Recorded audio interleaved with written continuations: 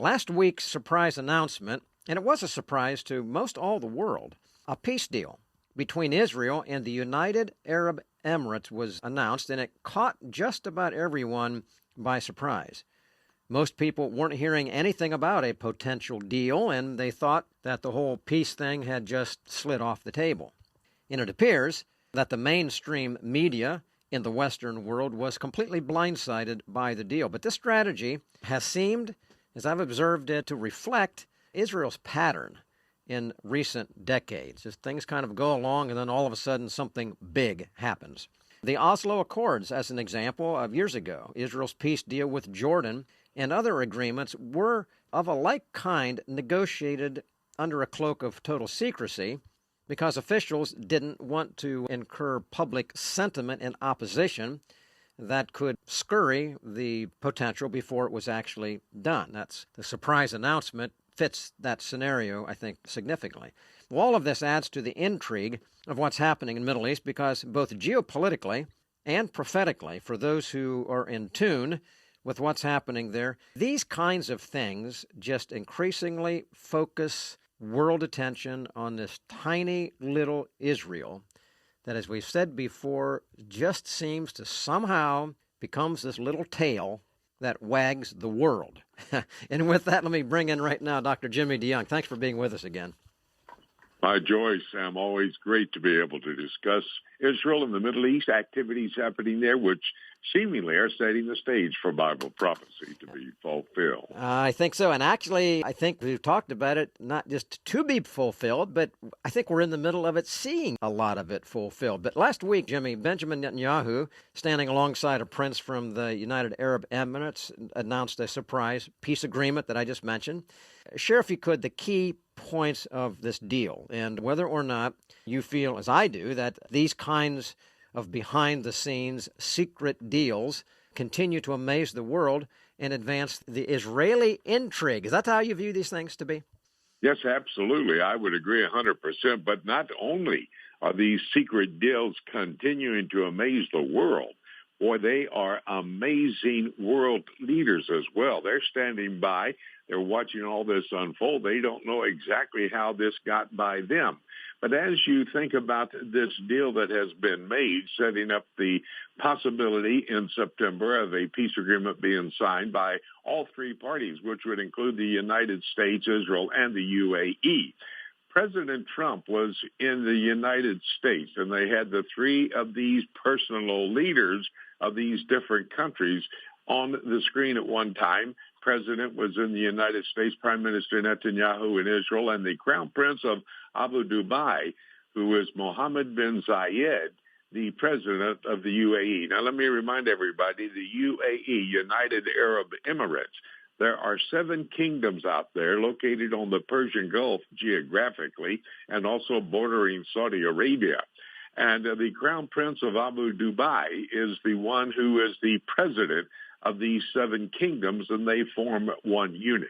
This agreement, of course, was worked out by Jared Kushner, who is the son-in-law of our president, and Secretary of State Pompeo, and they kept it secret. In fact, Netanyahu did not even tell his co-prime minister, Benny Gantz, in the agreement they have now for the Israeli government about this, fearing that a leak could have taken place. Remember, this is the third peace agreement between Israel and an Arab nation, the Camp David Accords with Egypt, 1979, the Israel-Jordan peace agreement in 1994. And by the way, I was at that peace treaty signing there in the Al-Ravah, the southern part of the state of Israel. And now the third with the United Arab Emirates signing on.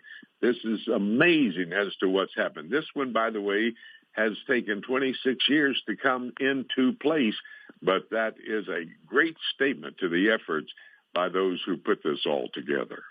Well, indeed it is, Jimmy, and, it's just amazing to see how this has all come together. But, there are many others, including you and Sam and I, who believe that there could be other Arab nations that would soon follow in this agreement. What are your thoughts on that? Can you add anything to that for our listeners? Absolutely, Gary. There is a possibility that right away there could be 5 other Arab states that may do the same as the UAE. Those other Arab states are Bahrain, and by the way, they could have been the first had it been a different situation politically, but Bahrain is one of those possibilities. Oman, where the Israeli prime minister and his wife visited recently and had a great reception. Morocco has been very supportive of the Trump peace plan that was put forth. You remember the president, when he became president, he immediately, on his first foreign trip, went to Saudi Arabia and met with all 54 leaders of the Arab and Islamic world to talk about this. Morocco signed on immediately at that time. Again, of course, you must remember Saudi Arabia, they prefer to let other Arab states take the lead, but Saudi Arabia is very close militarily, economically with the United States, and Qatar could be that fifth nation that may come together. They've had great warm relations with Israel in the past. So those are the five principal of the 20 remaining Arab states that may sign on with a peace deal in recognition of the state of Israel. And Jimmy, that is an incredible thing when we look at, we're going to get into the prophetic implications of this in the next segment.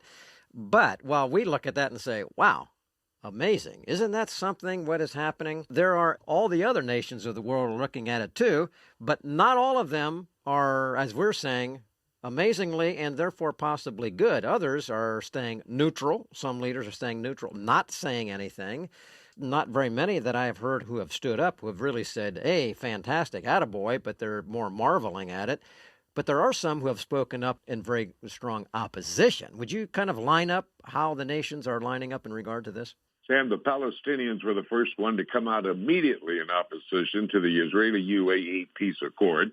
They say that it was a stab in the back to the Palestinian people and the cause of the Palestinians.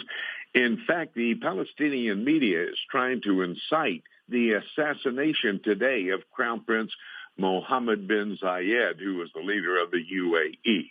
Iran, of course, knowing that the accord is aimed at them, is furious and promising to continue their preparations to wipe Israel off the face of the earth, which they almost state on a daily basis.